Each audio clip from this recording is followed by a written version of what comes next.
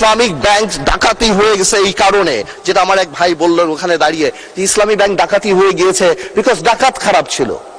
আলোচনায় অংশগ্রহণ করবেন ভোলা 1 আসন থেকে নির্বাচিত মাননীয় সদস্য জনাব আন্দালিব রহমান। জনাব আন্দালিব রহমান, আপনার সময় 15 মিনিট। ধন্যবাদ। ধন্যবাদ মাননীয় স্পিকার। বিসমিল্লাহির রহমানির রহিম। সবাইকে আসসালামু আলাইকুম। প্রথমেই মাননীয় স্পিকার, আপনার মাধ্যমে আমি মাননীয় প্রধানমন্ত্রীকে অভিনন্দন এবং শুভেচ্ছা জানাই বাংলাদেশের এই সম্মান বয়ে আনার জন্য। I am sure by time আমরা জানতে পারবো পার্লামেন্টে কি কি চুক্তি হলো বা কি কি আলাপ হলো, এবং বিস্তারিতভাবে আমরা দেশবাসীও জানতে পারবে যে কি প্রোগ্রেস হলো এই দুই দেশে। মাননীয় স্পিকার, বাজেট নিয়ে তো অনেক কথা হলো, অনেক ফ্যাক্টস ফিগার্স নিয়ে কথা হলো, অনেক আর্গুমেন্ট হলো, স্পেকুলেশন হলো, ঠিক হবে কোনটা বাস্তবে হবে। আমি কিছু স্পেসিফিক ব্যাপারে যেতে চাই মাননীয় স্পিকার।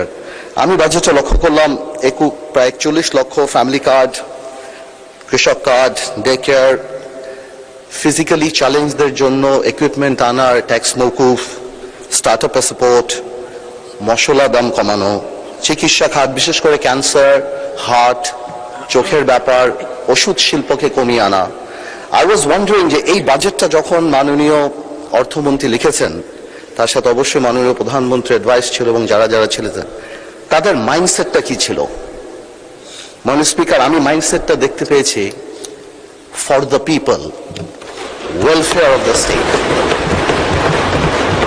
আমি এই বাজেটের মধ্যে একটা মেসেজ দেখেছি, that we care and people matter. Now this is the difference between a dictator, একটা স্বৈরাচার, আর একটা জনগণের সঙ্গে। Now this is very important.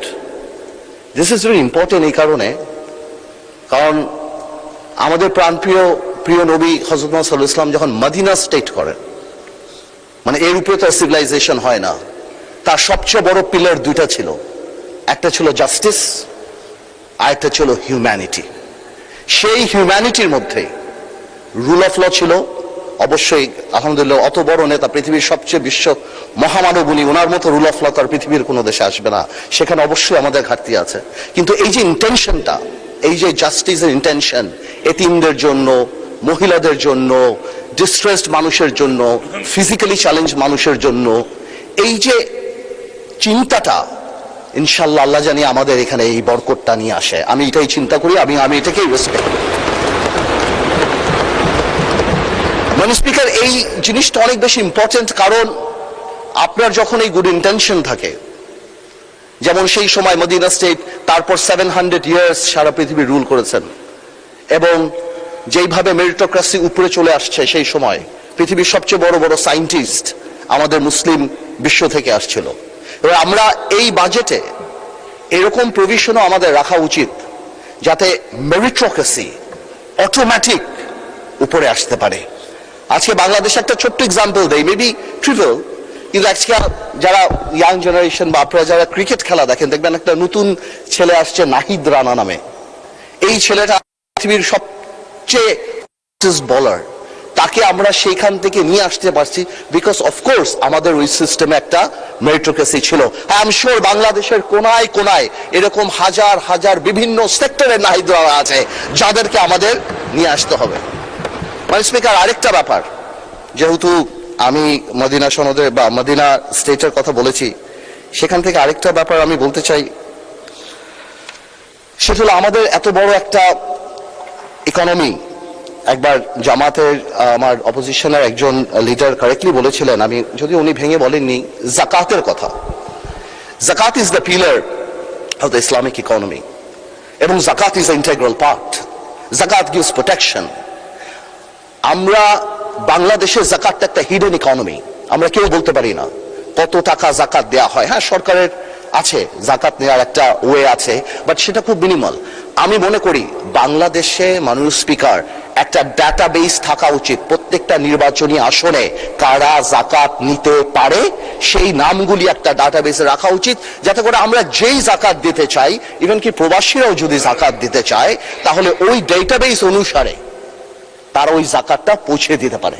So বেশি হলে কত হবে? 50 লাখ 60 লাখ মানুষ আছে প্রত্যেকটা কনস্টিটুয়েন্সিতে, যদি 20,000 করে আমরা ধরি। কিন্তু এতে কি হবে? উই মাস্ট প্রমোট দ্য জাকাত। যেমন আগেই বললাম, জাকাত আমাদের ইকোনমির অনেক বড় টিঙ্কার ব্যাপার, এবং নিশ্চয়ই মানুষ জাকাত দেয়। জাকাতের বাদও দেখেন এত মসজিদ মাদ্রাসা যে হয়, নিশ্চয়ই মুসলমানরা দান করে, তাই তো হয়। মানুষ জাকাত দিতে চায় কিন্তু পারে না। আপনি নর্মাল ওয়েবসাইট দেখেন না, মানুষ speaker, what website sells? It doesn't sell product, it sells convenience. আজকে যে এরকম ওয়েবসাইট আমাদের থাকে, যেখান থেকে বা অ্যাপ থাকে, যেখান থেকে তাদের কাছে কার্ড থাকে, তাদেরকে আইডেন্টিফাই করতে পারি। অনেক প্রবাসী মানুষ আছে। আমি সব মাননীয় প্রধানমন্ত্রী ইংল্যান্ডে ছিলেন, দেখবেন আমরা ইংল্যান্ডে আপনার টিভিতে দেখতাম 1 ঘন্টার মধ্যে বাংলা চ্যানেলে সিলেটে কোন একটা মসজিদে হাজার হাজার পাউন্ড তারা বের করে ফেলতো। ওয়াই? Because of accessibility. আমার মনে হয় যারা জাকাত প্রাপ্য তাদেরকে আমাদের এই সুযোগ করে দেওয়া উচিত, যাতে জাকাতটা আরো অনেক পপুলার হয়। অ্যাট দ্য সেম টাইম আমি প্রপোজ করব যে একটা জাকাত টেলিভিশন যাতে আমরা ইন্ট্রোডিউস করতে পারি, যাতে বাংলাদেশে যারা জাকাত নিতে পারে, যারা প্রাপ্য, তাদেরকে আমরা জাকাত যারা দিতে পারে সেই জনগোষ্ঠীর কাছে পৌঁছে দিতে পারি। এখন out of sight out of mind, অনেকে ইচ্ছা করলেও দিতে পারে না। জাকাতের সাথে আরেকটা কথা আমার একজন মাননীয় সংসদ সদস্য বলে গেলেন, রিবা বা সুদের কথা। এটাও আমাদের একজন বলে গিয়েছিলেন, আমাদের মাননীয় সংসদ সদস্য জামাতে ইসলামের, উনিও বলে গিয়েছিলেন। আমি কারেক্টলি বলি, আমি জানি এই কথা বললে হয়তো আমাকে অনেকে প্রোগ্রেসিভ মনে করবে না, এটা হতেই পারে, বিকজ আমরা এমন ভাবে কনভেনশনাল ব্যাংকিং বা শাইলক সিস্টেমে আমরা যেভাবে ঢুকে গিয়েছি, এটা আমরা রাতারাতি পরিবর্তন করতে পারবো না। কিন্তু এটা সত্যি কথা যে পৃথিবীতে এখন Islamic banking is the trend. আপনি ইংল্যান্ডে যান, এটা সত্যি কথা, আপনি ইংল্যান্ডে যান, আপনি Al Rajhi bank, Maybank, Ahli bank, Gatehouse, Islamic bank of Malaysia, এবং মাননীয় প্রধানমন্ত্রী যখন মালয়েশিয়াতে ছিল সেখানেও আমি বিবিসি একটা নিউজ দেখেছি about Islamic economy and Islamic শিল্প। We must promote Islamic banking. এক ইসলামিক ব্যাংক ডাকাতি হয়ে গেছে এই কারণে, যেটা আমার এক ভাই বললেন ওখানে দাঁড়িয়ে, যে ইসলামিক ব্যাংক ডাকাতি হয়ে গিয়েছে বিকজ ডাকাত খারাপ ছিল। That's it. But Islamic banking is the biggest solution. সারা পৃথিবী ইসলামিক ব্যাংকিং এর দিকে যাচ্ছে, এবং সরকারের তরফ থেকে আমাদের এই ইসলামিক ব্যাংককে প্রমোট করা উচিত। বিকজ কেন? বিকজ আমরা ডিভাইন ব্লেসিং এ বিশ্বাস করি। আমরা বিশ্বাস করি ইসলামিক ব্যাংকিং যত প্রমোটেড হবে বাংলাদেশে, ইসলামী হবে, আল্লাহ তাআলার সেই রহমত, ডিভাইস ব্লেসিং আমাদের উপরে আসবে। এবং ইনশাল্লাহ আমার এক ভাই বলেছিলেন বেশ কিছুদিন আগে, আমি নাম বলবো না, উনি বলেছিলেন যে আমরা সিঙ্গাপুর বা কোরিয়া বা সোল হতে হবে। আপনারা যদি সুইসাইড রেট দেখেন তাহলে আপনারা অবাক হয়ে যাবেন যে পৃথিবীর 2nd না 3rd সুইসাইড রেট সবচেয়ে বেশি হলো কোরিয়াতে। সো আমরা ডেভেলপমেন্টের সাথে শান্তি চাই, আমরা ডেভেলপমেন্টের সাথে ডিভাইন ব্লেসিং চাই, আমরা ডেভেলপমেন্টের সাথে আল্লাহ তাআলার রহমত চাই, যাতে আমরা শান্তিতে থাকতে পারি বাংলাদেশে।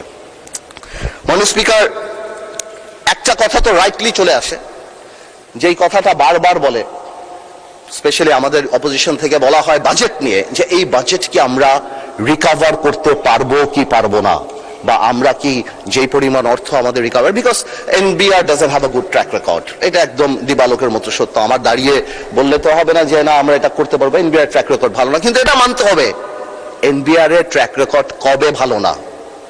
এনবিআর এর ট্র্যাক রেকর্ড তখন ভালো না যেই 17 বছর there was state patronized corruption in this country, তখন এনবিআর রেকর্ড ভালো না। যখন এই বাংলাদেশে বাজেটই করা হতো, সেই দরবেশ লোটাস কামালের একটা গ্রুপ মিলে যাদের কাজই ছিল কিভাবে আমরা বাংলাদেশকে লুট করব, এবং যেহেতু তাদের লুটের প্রসেসটা যাতে খুব সিম্পল হয়, যে পাইপলাইনটা এনবিআর এর ডিরেক্টর থেকে আরম্ভ করে যে প্রসেসটা, তারা সবাইকে করাপ্টেড করতো। আর জনগণকে কি দেখানো হতো? জনগণের দেখা হতো পদ্মা সেতু, 20,000 কোটি টাকার সেতু, যেটা 40,000 কোটি টাকা দিয়ে বানিয়ে একটা সিম্বল অফ অ্যারোগেন্স।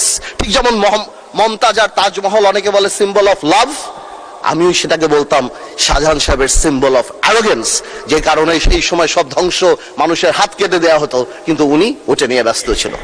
সো আমি মনে করি যে এই সরকার, যে আগের যে সরকার ছিল তার সাথে যখন আমরা তো স্বাভাবিকভাবে আওয়ামী লীগ সরকারের সাথে কম্পেয়ার করব, কারণ তারাই আমাদের আগের সরকার, তো সেই সরকারের যে সিস্টেম আর আজকের যে সিস্টেম, হ্যাঁ বিরোধী দলের অনেক কথা রয়েছে যে হয় খুন আছে, ধর্ষণ আছে, কিন্তু একটা কথা বলি, আপনারা গত 4 মাসের কোন পত্রিকা খুলে একটা ব্যাংক লুটের খবর আপনারা দেখাতে পারবেন না। গত 4 মাসে আপনারা কোন ধরনের পলিটিক্যালি প্যাট্রোনাইজ, আপনি যদি লাইব্রেরিতে যে শুধুমাত্র আওয়ামী লীগের প্রথম 6-7 মাসে দেখেন, অতদিনেই কিন্তু বেসিক ব্যাংক খাওয়া ওই বাচ্চু সাহেব আরম্ভ করে দিয়েছিল সেপ্টেম্বর মাসে। তো সুতরাং হ্যাঁ, বেনিফিট অফ দ্য ডাউট আমাদেরকে দেন ইনশাল্লাহ। যেহেতু আমাদের নিয়ত ভালো, যেহেতু আমরা একটা ওয়েলফেয়ার স্টেট করার চেষ্টা করছি, সেহেতু ইনশাল্লাহ আপনারা যদি সবাই একসাথে থাকেন, আমরা তো সবাই আওয়ামী লীগের সাথে যুদ্ধ করে পর্যন্ত আসছি, let's not do politics with budget. আমরা বাজেটটাকে ন্যাশনাল ইস্যু বানিয়ে সবাই চেষ্টা করি যে সামনে আমরা কত দূর পর্যন্ত নিয়ে যেতে পারবো। মাননীয় স্পিকার, আমি আমার এলাকা নিয়ে কিছু কথা বলি, ভেরি ইম্পর্টেন্ট, ভোলা নিয়ে কথা বলা। মাননীয় স্পিকার, হাফিজ সাহেব থাকলে রিলেট করতে, উনি ভোলা মানুষ। মাননীয় স্পিকার, একটা বাড়ি, সরি হাফিজ সাহেবকে, সরি স্পিকার সাহেব, থ্যাংক ইউ, সো সরি। আমি শিওর আপনি চিনেন ওনাকে, বাট আমার বলাটা ভুল হয়েছে। Understand, we are member of parliament, thank you. আচ্ছা, আমি বলতে চাচ্ছিলাম একটা বাড়িতে যদি 3টা বাচ্চা কাচ্চা থাকে বা 3জন বাচ্চা থাকে, 3জন সন্তান থাকে, আর একজন সন্তান যদি অঙ্কে ভালো হয়, বাবা মা তার জন্য একটা এক্সট্রা টিচার দেয়। তার মানে এই না বাবা মা অন্য কাউকে অপছন্দ করে, বাট ওই মেরিটটাকে সম্মান করে। মানে স্পিকার, আমার ভোলাতে 1.3 ট্রিলিয়ন কিউবিক মিটার গ্যাস আছে। আমাকে একটু অঙ্কের টিচারের মতো আলাদা করে দেখা উচিত, because I am intelligent and I have the capacity to become a doctor or engineer in future. আমি গ্যাসে পরিপূর্ণ, আপনি আমাকে ভ্যালু করেন। আজকে ভোলা ব্রিজ, আজকে আমি মন্ত্রীদের পিছে পিছে ঘুরি, কাউকে বলে আমাকে একটা এয়ারপোর্ট দেন, কাউকে বলে আমি একটা তেল দেয়, কাউকে বলি আমাকে একটু এয়ারপোর্ট করে দেন, আমাকে বিশ্ববিদ্যালয় এবং আমার ভোলা ব্রিজ সেতু। অনেকেই এটা কনফিউশন যে এই বাজেটের মধ্যে কেন ভোলা বরিশাল সেতুর কথা আসলো না। আমি মনে হয় কয়েকবার আমার সেতু মন্ত্রী সাহেবকে ফোন করেছি, জানতে চেষ্টা করেছি, উনি আমাকে আশ্বস্ত করেছে ডিপিপি অনুমোদন হবে, তারপর G2G অথবা পিপি আদল হবে। এবার এটা কবে হবে আমি জানতে চাচ্ছি। এয়ারপোর্ট আমি ভোলাবাসীর জন্য ঢাকা আসার জন্য চাচ্ছি না, বিকজ ওয়ান্স এই ইনফ্রাস্ট্রাকচার, যে নদী ভাঙানোর জন্য আমাদের আলী সাহেবের পিছে ঘুরি, মন্ত্রীদের আমার পিছে ঘোরা উচিত। I am sitting on gold mine, 1.3 trillion cubic metre, মন্ত্রীরা আমার পিছে পিছে ঘুরবে। পার্থ ভাই, ভোলার মানুষের ঘুম ভাঙবে হেলিকপ্টারের আওয়াজে, বিলিয়নিয়ার আসবে ভোলাতে। আমি ভোলাকে তো সেভাবে চাই, Bhola must be the workshop of Bangladesh, Bhola must be the Tamil Nadu of India, Bhola must be the shoes of China, Bhola মানুষ the Selangor of Penang of Malaysia. আপনারা ভোলাকে আলাদা ভোলা ডেভেলপমেন্ট কমিটি করেন। আমার হাসপাতালের জন্য ভোলার জন্য ঘুরতে হচ্ছে, আমার একটা এয়ারপোর্ট তো সম্ভবই না, আমার বলে দিচ্ছে টাকা পয়সা নাই, এয়ার স্ট্রিপ যদি। আমি কেন চাচ্ছি, যাতে একটা বিদেশি যখন ইনভেস্ট করতে আসে তখন সেই ইনফ্রাস্ট্রাকচারের কথা জিজ্ঞেস করে।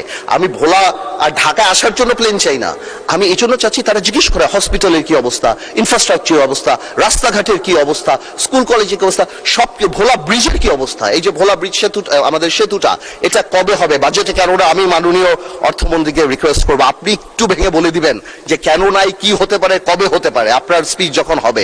তো এই পুরো জিনিসটা আমাদের মাথায় রাখতে হবে যে ভোলাকে আপনারা ইউজ করেন। Bhola could be the heart, Bhola could be the মানে heart of the economy of the country. আর এই কারণে আমাদের ইনফ্রাস্ট্রাকচার ডেভেলপমেন্ট অনেক দরকার। আমি মাননীয় প্রধানমন্ত্রীর দৃষ্টি আকর্ষণ করব যে ভোলা ডেভেলপমেন্ট কমিটি নামে একটা কমিটি যদি করে, ভোলাকে আলাদা বরাদ্দ বা ভোলার আলাদা জিনিসগুলো, এবং আমাকে যদি, যেহেতু আমি সরকারের পার্ট না, আমি কোনো মন্ত্রী না বা আমার কোনো এক্সিকিউটিভ পাওয়ার নাই, আমাকে এরকম একটা অ্যাক্সেসিবিলিটি করে দেওয়া যাতে আমি আমার কাজগুলি খুব তাড়াতাড়ি বের করে নিয়ে আসতে পারি। মাননীয় স্পিকার, আমি আর বেশি সময় নিব না, আমি আবার সরকারকে এবং বিশেষ করে মাননীয় প্রধানমন্ত্রীকে ধন্যবাদ জানাই এবং আমি কংগ্রাচুলেট করি। এবং আমরা দেশবাসী এবং আমরা সবাই বসে আছি যে এই চুক্তির ডিটেইলসগুলি আমরা ইনশাল্লাহ কবে জানবো, যাতে করে আমরা ডিটেইলস আলাপ করতে পারবো। আপনাদের সবাইকে ধন্যবাদ। অসংখ্য ধন্যবাদ মাননীয় স্পিকার, আপনি যে কথাটা বলছেন এতে আমার 30 সেকেন্ড সময় চলে গেছে, আপনি 30 সেকেন্ড অ্যাড করে দেবেন। মাননীয় স্পিকার, জনাব মোহাম্মদ বরকতুল্লাহ বুলু, আপনার সময় 10 মিনিট। ধন্যবাদ আপনাকে। বিসমিল্লাহির রহমানির রহিম। মাননীয় স্পিকার, আপনাকে ধন্যবাদ। আমাকে সময় দেওয়ার জন্য।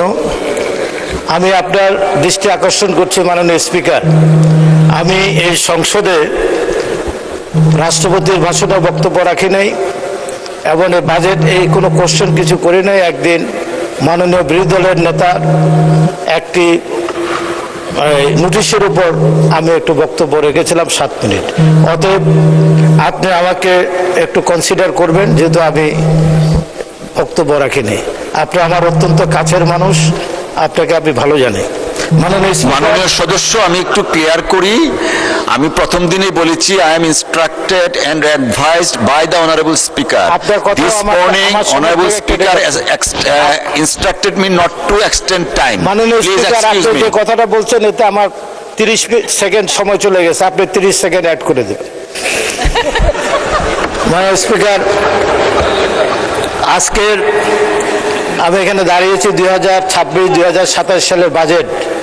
মাননীয় প্রধানমন্ত্রী এবং মাননীয় অর্থমন্ত্রী যে বাজেট দিয়েছেন, এই বাজেটটি জনবান্ধব, ব্যবসা বান্ধব এবং গণমুখী। আমি এই বাজেটকে অভিনন্দন জানাই। আমি বাজেটের উপর বিশেষ বক্তব্য রাখবো না, কারণ আমি এই ব্যাপারে বিশেষ অভিজ্ঞ ব্যক্তি নই। আমি দু একটি কথা বলতে চাই। মাননীয় স্পিকার, আমার এলাকা নোয়াখালীর 3 বেগমগঞ্জ। বাংলাদেশের সবচেয়ে ধনী জেলা হচ্ছে নোয়াখালী এবং বাংলাদেশের সবচেয়ে ধনী উপজেলা হচ্ছে বেগমগঞ্জ, বৃহত্তর বেগমগঞ্জ। আমি সেখানকার প্রতিনিধিত্ব করি। অতএব মাননীয় অর্থমন্ত্রী, আমরা বাংলাদেশের রেভিনিউতে, জিডিপিতে নোয়াখালী এবং বেগমগঞ্জের মানুষ যে অবদান রাখে, সেই হিসাবে আপনি আপনার বাজেটটি আমাদের জন্য দেবেন, এটাই হলো আমার আজকে। মাননীয় স্পিকার, এখানে আমাদের বিরোধী দলের নেতা, যিনি সংসদে বিরোধী দলের নেতা, ওনাকে দেখতে অত্যন্ত শ্বেত শুভ্র একটি আত্মশুদ্ধ মানব বলে আমি বিশ্বাস করি। তো উনি সংসদে সবার কাছে একটা আবেদন রেখেছেন জাতির ঐক্যের জন্য। আবার উনি কিছুদিন আগে একটি জনসভায় দাঁড়িয়ে বললেন অতি আসন্ন, অতি শীঘ্রই বাংলাদেশে আরেকটি বিপ্লব সংগঠিত হবে। আমি ওনার এই কথার সাথে একমত হতে পারি না। 4 মাসের একটি সরকার, এখানে সবার ঐক্যমতের ভিত্তিতে জুলাই বিপ্লবের মধ্য দিয়ে সরকার এসেছেন, জুলাইয়ের গণঅভ্যুত্থানের মধ্য দিয়ে, এবং উনি এই কথাটি বললেন। আমি অত্যন্ত ব্যথিত হয়েছে, কারণ উনি ওনার মতন একজন সজ্জন দেশপ্রেমিক ব্যক্তি 4 বছরের সরকারকে বিপ্লবের মাধ্যমে 4 মাসের সরকারের বিপ্লব, কি বিপ্লব হবে আল্লাহ জানে, এক আল্লাহ ছাড়া বলতে পারবেন।